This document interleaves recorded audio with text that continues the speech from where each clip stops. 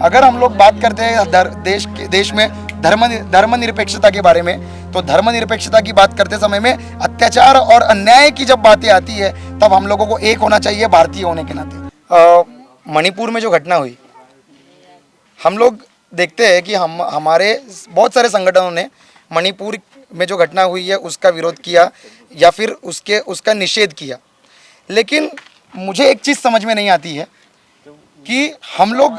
हमारे देश में जब भी ऐसी घटनाएं होती है, अब वो घटना को ट्राइबल के ऊपर हुई वाली घटना करके दिखाया जा रहा है, लेकिन क्यों उस मणिपुर की वो जो महिलाएं है, क्या वो देश की बेटी नहीं है? हम लोग देख रहे हैं कि 9 अगस्त हमारा इंटरनेशनल इंडिजिनस पीपल डे होता है, जिस दिन बहुत सारे संगठन ऐसा चाहते हैं कि उस दिन निषेध किया जाना चाहिए करके। लेकिन 9 अगस्त इंटरनेशनल इंडिजिनस डे है, उस दिन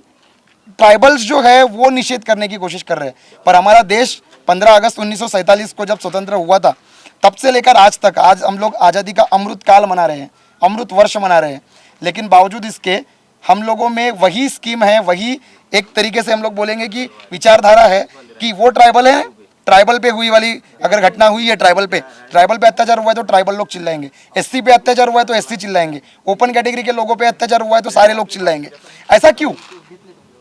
अगर हम लोग बात करते हैं देश में धर्मनिरपेक्षता के बारे में, तो धर्मनिरपेक्षता की बात करते समय में अत्याचार और अन्याय की जब बातें आती है तब हम लोगों को एक होना चाहिए भारतीय होने के नाते। और इसलिए मणिपुर में जो घटना हुई, मणिपुर में जो महिलाएं हैं, जो हमारी वो जो बहनें हैं कुकी ट्राइब्स की, उन कुकी ट्राइब्स की महिलाओं के साथ में जो घिनौना काम किया गया, उस घिनौना काम